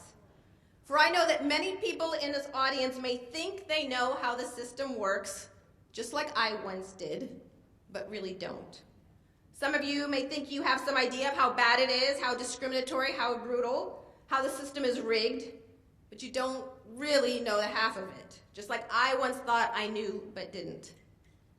So if you don't really know the role the drug war has played in quintupling our nation's prison system, if you don't know that whites are just as likely to use and sell drugs as people of color, if you don't know all about the financial incentives that have been given to state and local law enforcement, millions of dollars paid for warring law enforcement agencies for the sheer numbers of drug arrests, and if you're confused and think that maybe the various wars that have been declared on poor communities of color, the war on crime and the war on drugs, have been focused on rooting out violent offenders or drug kingpins, and if you don't know that the overwhelming majority of people arrested and swept into the system have been arrested for relatively minor crimes, and if you don't get that this system operates practically from cradle to grave, targeting young people at very young ages, often before they're old enough to vote, stopping, frisking, searching them, when all they may be doing is heading home with some Skittles in their pocket, well then please read my book.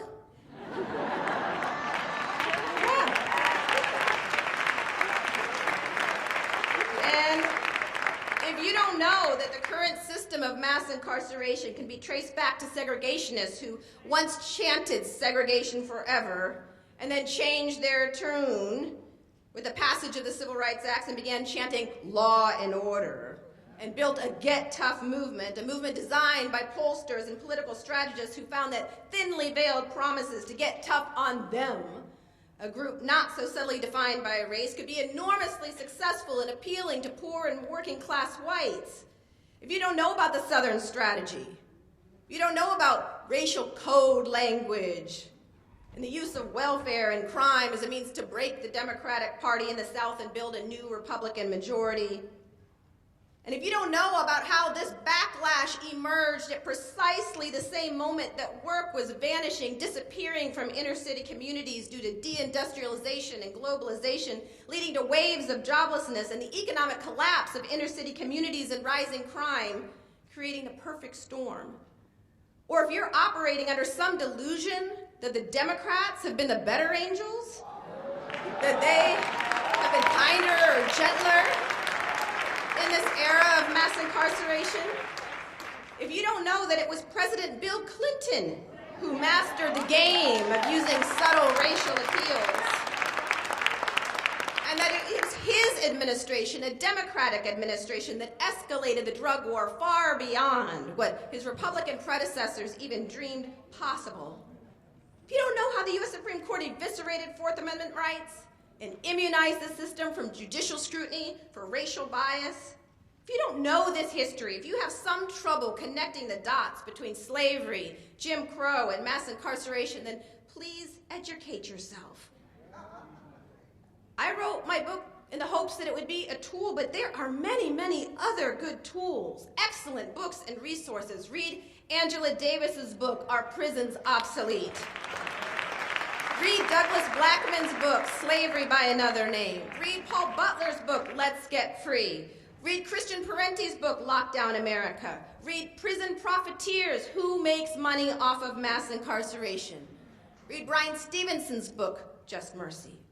And if you're an academic, you'll especially appreciate the data and analysis in Bruce Western's book, Punishment and Inequality. Outstanding book. Read Marie Gottschalk's book, Caught, The Prison State and the Lockdown of American Politics. I mean, I could spend all night describing the problem and telling you what to read, to learn about it, and the many different valid and competing perspectives that have been offered. But in the short time I have here tonight, I don't want to spend all my time describing the problem and telling you what to do to learn all about it. I want to take this time to challenge us, to wrestle with the question of what is required of us as people who are dedicated to racial and social justice at this moment in our history, 50 years after Selma. What now in our struggle for justice? in this era of mass incarceration. And I must say that in reflecting on this question, I find that I have little patience now for the politics and business as usual. I no longer believe that this system will die a death of 1,000 little cuts, a little reform here, a little reform there. I no longer believe it. For what we've seen is that systems of racial and social control adapt too easily to minor reforms, and in fact have the capacity to be reborn in new form, tailored to the needs and constraints of the time. What we face today is not a problem of failed public policy, for the system actually works very well, precisely as it has been designed. Now, what we face is a crisis of conscience. And those who argue that advocacy challenging mass incarceration can be successful without overturning the utterly immoral public consensus that gave rise to it and sustains it are engaging in fanciful thinking, a form of denial. Yes, isolated victories can be won, even a string of victories, but in the absence of a fundamental shift in public consciousness, this system as a whole will remain intact. To the extent victories are won without a shift, the system will rebound. It will adapt. It will emerge in new form, just as convict leasing replaced slavery, or it will be reborn, just as mass incarceration replaced Jim Crow. Now, we do not have to look any further for evidence of the adaptability of this system in the history of New York City. Marijuana was decriminalized in this great city in the 1970s. The city was way ahead of its time. Possession of a small quantity of marijuana became a civil offense like a speeding ticket. But there was a loophole. There's always a loophole. If marijuana is in public view, well, then it's still a crime, a misdemeanor warranting arrest. And the police found in New York City that even after marijuana was decriminalized, not only could they continue to arrest poor black and brown folks, but they could ratchet up the rate of arrests by many, many fold. Between the years 2002 and 2012, the NYPD spent 1 million hours making 440,000 marijuana possession arrests, overwhelmingly of young black and brown men. How? By telling them, empty your pockets, what you got on you. The practice continues to this day, as the editorial board of the New York Times recently reported, quote, Mr. de Blasio's team has produced contrived numbers in an unpersuasive attempt to prove that the arrest picture is somewhat improved. But there's no hiding the fact that New York City is still administering unfair police practices that disproportionately penalize communities of color and damage the lives of overwhelmingly young people who are targeted. Public anger around this issue will continue to grow until Mr. de Blasio changes the very ugly status quo, end quote. The striking racial disparity can be seen by the contrasting Upper East Side, which has one of the lowest marijuana arrest rates in the city, with its neighbor directly to the northeast Harlem. The arrest rate for marijuana possession in East Harlem is 110 times higher than the Upper East Side, even though we all know and studies have confirmed for decades that people of color are no more likely to use or sell illegal drugs than whites.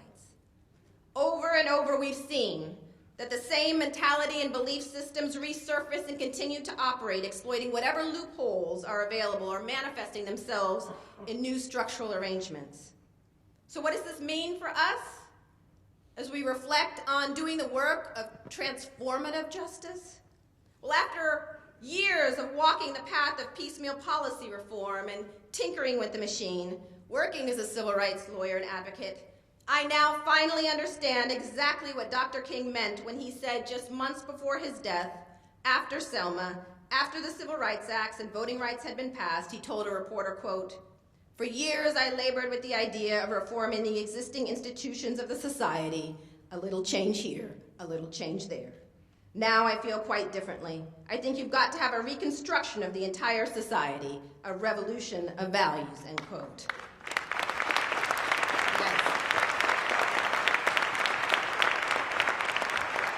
Frustrated by white resistance to addressing in any meaningful way decaying ghettos, failing schools, structural joblessness, and crippling poverty, Dr. King said that America must be reborn. He said, quote, The dispossessed of this nation, the poor, both white and Negro, live in a cruelly unjust society. They must organize a revolution against that injustice, not against the lives of their fellow citizens, but against the structures through which society is refusing to lift the load of poverty, end quote.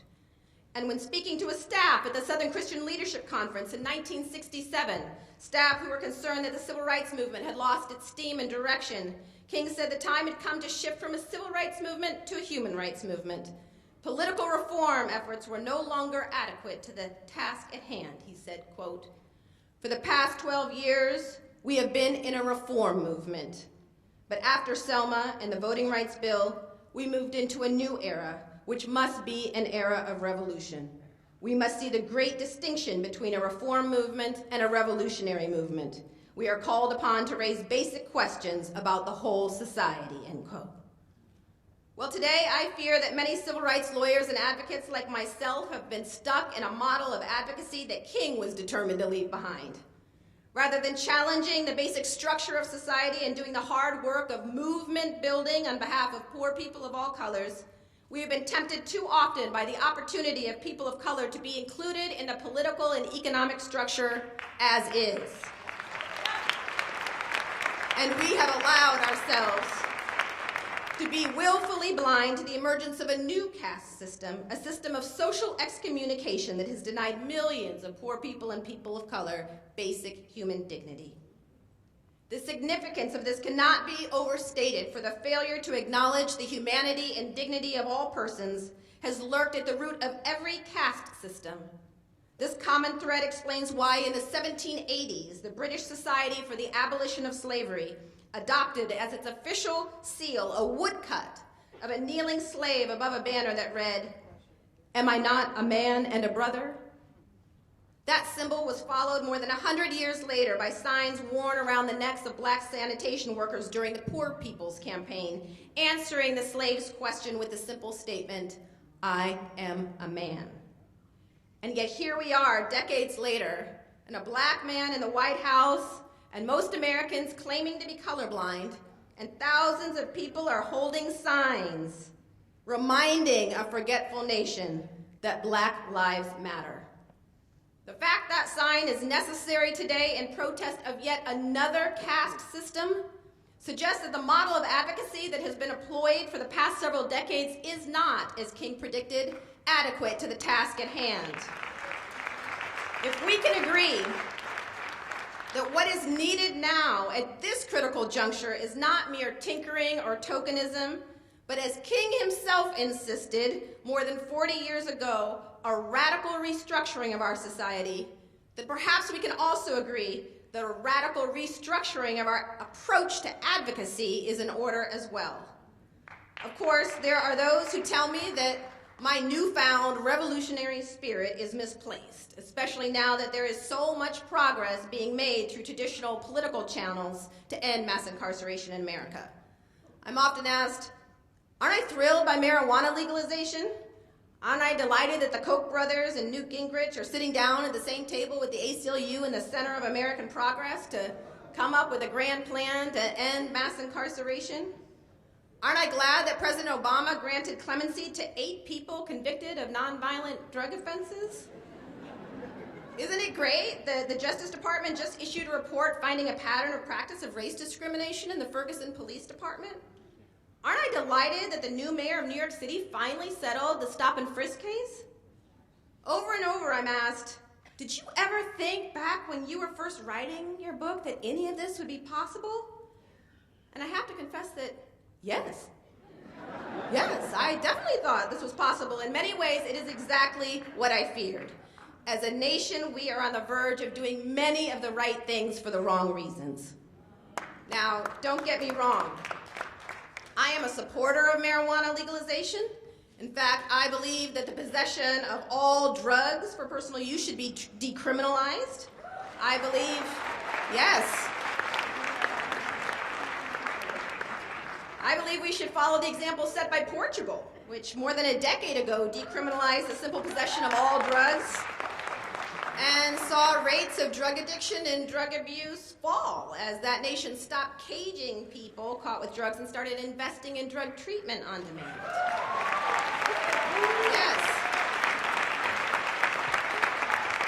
And I am glad that there is emerging bipartisan support for reducing mandatory minimum sentences for some nonviolent crimes, and I'm happy about reforms that will make it more likely that people struggling with mental illness will have a chance of getting meaningful treatment rather than a jail cell. Yes.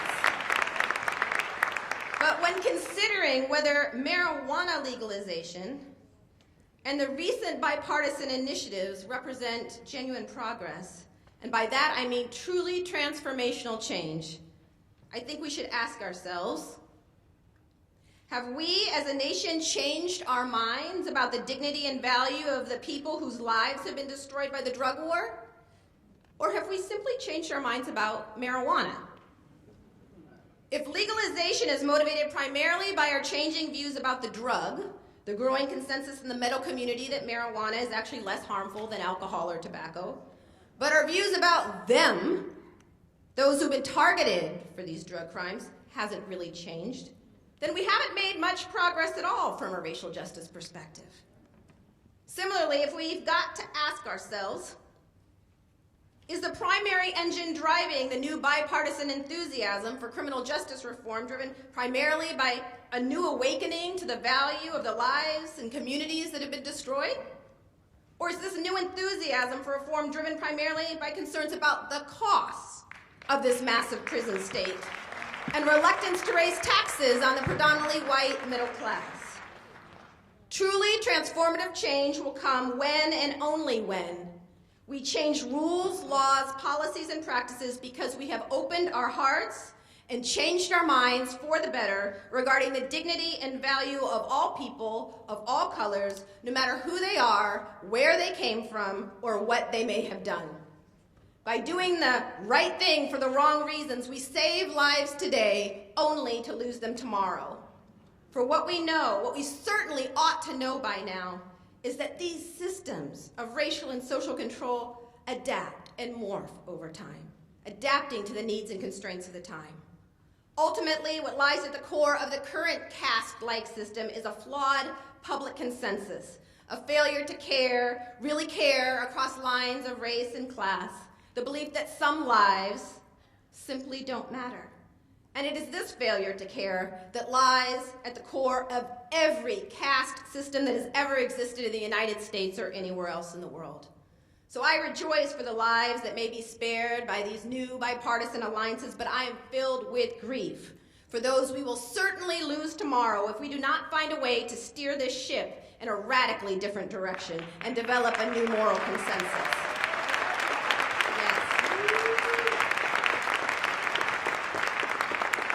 And yes, I am glad that Mayor de Blasio stopped fighting the litigation brought by the Center for Constitutional Rights, challenging the city's discriminatory abusive stop and frisk practices, and that he responded to the overwhelming pressure brought to bear by grassroots organizing going on right here in New York City.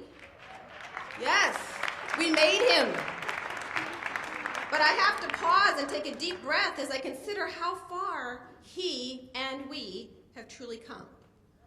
For even as de Blasio has rightly entered into a landmark consent decree and spoken the truth about his sons dealing with the police, he has practically in the same breath clung to and reaffirmed the cruel and immoral doctrine known as broken windows policing.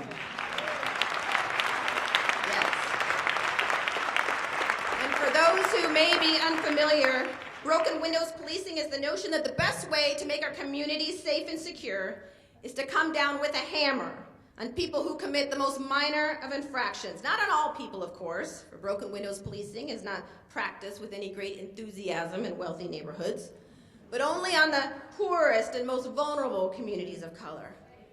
This notion that to deal effectively with them, those people, the others, we must arrest and fine and cite people en masse for things like selling untaxed cigarettes, riding a bicycle on the sidewalk, jaywalking, or playing your music too loud. This zero-tolerance, purely punitive mentality and impulse, believing this is how you make a community safe. This is how you keep them under control. This belief system lies at the root of all that is wrong with so much of our politics and our justice system today. Perhaps you've heard the old saying, when all you've got is a hammer, then everything looks like a nail. And when it comes to poor communities, particularly communities of color, all we bring is the hammer. Everyone in those communities is viewed and treated as nails, nails to be pounded down into submission, beat down, so you can barely see their heads anymore. The statistics cited in the DOJ's report on Ferguson, but the grossly disproportionate rates of black folks, folks of color being cited for minor infractions in Ferguson, you can find those same statistics right here in New York City. You need to look no further than New York City. Now, I will not deny that broken windows are a sign of distress in the community if they become a regular occurrence, just like trash in the streets or lots of hostile graffiti on the walls. When plentiful, those are signs. And I'll be the first to admit that ignoring those signs of distress comes at a price that is paid first and foremost by the people who live there. The critical question is, how do we respond to those signs? Do we bring the hammer? Do we not have other tools at our disposal? And if we do, and I know we do, what sort of crime do we commit by failing to use them? And please do not believe it when people say, oh, these are only misdemeanor offenses, so no big deal, no need to be too concerned about what's going on there. For after all, it was just a minor misdemeanor offense that Eric Garner was accused of when a police officer saw fit to choke him to death for his crime. Now, of course, that's an extreme case, but the point remains. If you know anything at all about how the system works, you know that if you're poor, you likely can't pay that misdemeanor fine. And you might lose your job because of all the time you have to take off standing around waiting in court. And these misdemeanor offenses, they too can follow you for life in this age of technology. And they too can be the reason you're denied employment or housing.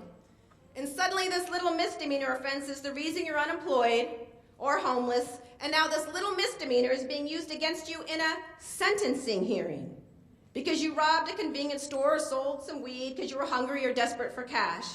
And then the judge looks at you and says the words, repeat offender. And the prosecutor says, yeah, he's nothing but a troublemaker. He's had numerous run-ins with the law. So yes, it matters. It really matters when we show up in the lives of poor people with nothing but a hammer. Like I said, I believe that we now find ourselves at a fork in the road. We can continue down the road most traveled, the road of business and politics as usual, the path of reforming our political institutions, a little reform here, a little reform there, the path that Dr. King was determined to leave behind. Or we can choose a different path, the rocky, dangerous path that comes without a map. If we choose this path, there will be no guidebook, no instructions. All we will have is our moral compass and the whisperings of our ancestors in our ears, reminding us to dig for deeper truth and to speak and to act with greater courage. The courage to prove that we are truly in solidarity with the least of these, those who have been despised, those who have been labeled, those who have been cast out, locked up, locked out. Proving that solidarity means being willing to speak unpopular, difficult truths, never avoiding the racial dimensions or the profound moral questions for purposes of expediency. It means never seeking justice on the cheap, but always demanding full restoration and reparations for those who have been harmed the most. It means being on fire for justice and believing with undying faith that the slaves who sung songs of freedom in the cotton fields and the immigrants who are toiling in the fields today and those who risked their lives on freedom rides, or who marched in Selma, and those who faced tear gas in Ferguson, and all those who marched carrying signs saying Black Lives Matter and I Can't Breathe right here on the streets of New York City, were not foolish to dream that America can be born again. We can and we must build a movement to end not only mass incarceration and mass deportation, but a broad-based, radical human rights movement that ends once and for all our nation's history and cycle of creating caste-like systems in America. A movement for education, not incarceration, jobs, not jails. A movement to end all legal forms of discrimination against people released from prison, discrimination that denies them basic human rights to work, shelter, to food. A movement for voting rights for all, including those behind bars. Including those behind bars. A movement that will end the drug war once and for all and shift to a public health model for dealing with drug abuse and drug addiction. A movement that will stand up to the police unions and transform the police itself from warriors into peace officers directly accountable to the communities they serve. A movement that will ensure that every dollar saved from ending the wars that have been declared on poor communities, the wars on crime and the wars on drugs, will be invested back into the communities that have been harmed most. Justice reinvestment and reparations. A movement that abandons our purely punitive approach to dealing with violence and violent crime and embraces a more restorative and rehabilitative approach, one that takes seriously the interests of the victim, the offender, and the community as a whole. A movement that is rooted in the awareness of the dignity and humanity of all of us, no matter who we are, where we came from, or what we may have done. I hope and pray that this year, 2015, will be the year that King's revolution was finally born, the nonviolent revolution he prayed for and died for. Finally, the sleeping giant woke up, got up, and walked, and chose the road less traveled. And that, I believe historians one day will say, ultimately made all the difference. Thank you so much for having me here tonight. Thank you.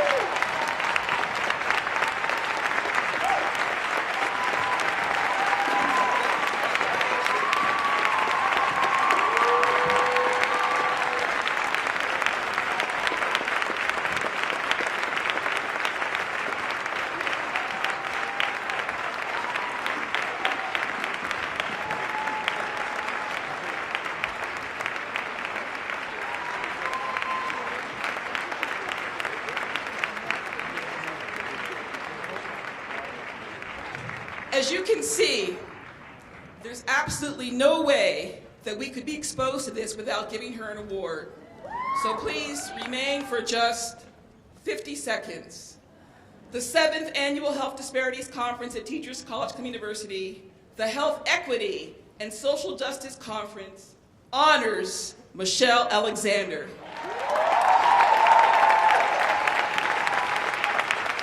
Nationally renowned legal scholar and author of the acclaimed best-selling book, The New Jim Crow, Mass Incarceration in the Age of Colorblindness, for outstanding service as an advocate for social justice and restoration of the rights, dignity, and humanity of the incarcerated in the United States, and for leadership in contributing to a 21st century movement for equity and social justice for all.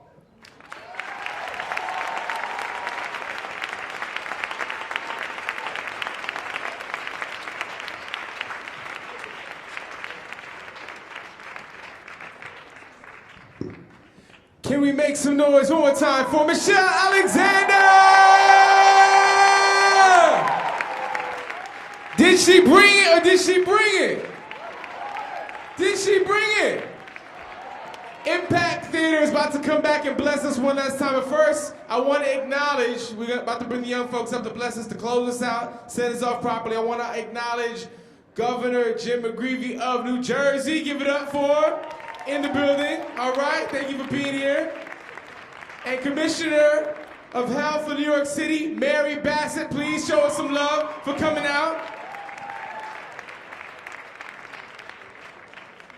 Thank you all. Give yourselves a round of applause for being here, for being such a powerful, inspiring audience. And one last time, to send us home, to get us home safe, with a lot of love, and to continue this work in the movement, please put your hands together for Impact!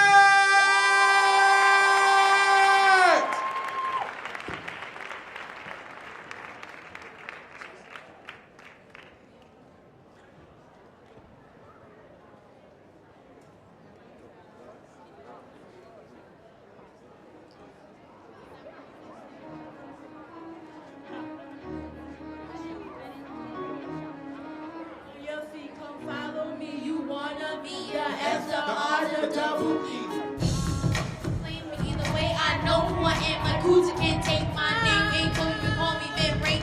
Mr. Man, give us some free. Let's take K.I. Take my freedom.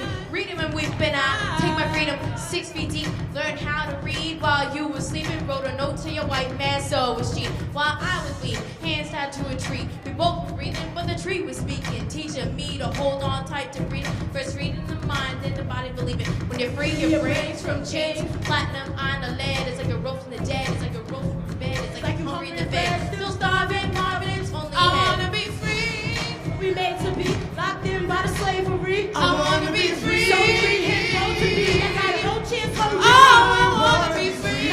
Oh yeah. I wanna be free. I wanna be free. I wanna be Free. Got rappers in the world don't know what they living for. Passing opportunities and even open doors to freedom. The only thing that I'm living for. I'm young, I'm smart, and I want more. Rappers in the world don't want to be free, cause they tied to their lives and opportunities. Pass by, don't know what they do with these gifts that they had like you and me. I hear what they saying, confusing me when they talk love, drugs, community. I once was blind, but now I see. We remain in chains, but I want to be free. No line, I'm spying till I'm lying in the ground. I'm an MC, the spider, so just gather around. I ain't a rapper, I'm a truth hand-me-down. I hand out the truth where the truth can't be found. Not get what we made to be, locked in by the slavery. I wanna be free. So free and bold to be, I got no chains holding me. I wanna be free. Oh yeah. Living life to the fullest cause I wanna be. I wanna be, I wanna be, I wanna be. Get your soldiers on the street, get off the floor, get your feet. Come follow me. You wanna be the F, the R, the double E. Get your soldiers on the street, get off the floor, get on your feet, come follow me. I wanna be free to be what I see in the mirror. Fiends, see these sixes coming, they looking, they feel ya. Still living in slavery, no freedom and it shouldn't be. I wanna be free without being told. It's a possibility. It's no joke how to pass it. It got me reminiscing, wishing we could put a stop to it. Listen and see, that's what I love to do. Is simple, educate your minds with the truth. Gotta hit your too. That's what I do. I hold it down like it's supposed to. Step to the mic, step on stage. Give it a preview. People feel the realize they been hypnotized, tricked by the skies, aka the evil eye, not knowing the truth. Lost, confused, therefore not knowing who to run to when faced with troubles. Let freedom ring, cause now is the time, cause the games is time for a change. Who's never wanna be free. Not yet what we made to be, locked in by the slavery. I wanna be free. So free and bold to be, I got no chance holding me. I wanna be free. Not a slave to a game, never gonna be. Living life to the fullest, cause I wanna be free. I wanna be free. I wanna be free. I wanna be free. I wanna be free. Not yet what we made to be, locked in by the slavery. I wanna be free. So free and bold to be, I got no chance holding me. I wanna be free. Not a slave to a grave, never gonna be. Living life to the fullest, cause I wanna be free. I wanna be free. I wanna be free. I want free. Get free, y'all. Get your hands up high. A freedom worth living is a freedom worth dying. Get free, y'all. Get your hands up high. A freedom worth living is a freedom worth dying. Get free, y'all. Get your hands up high. A freedom worth living is a freedom worth dying. Get free, y'all. Get your hands up high. A freedom worth living ain't free. I got to get, I got to get, I got to get, I got to get, I got to get free.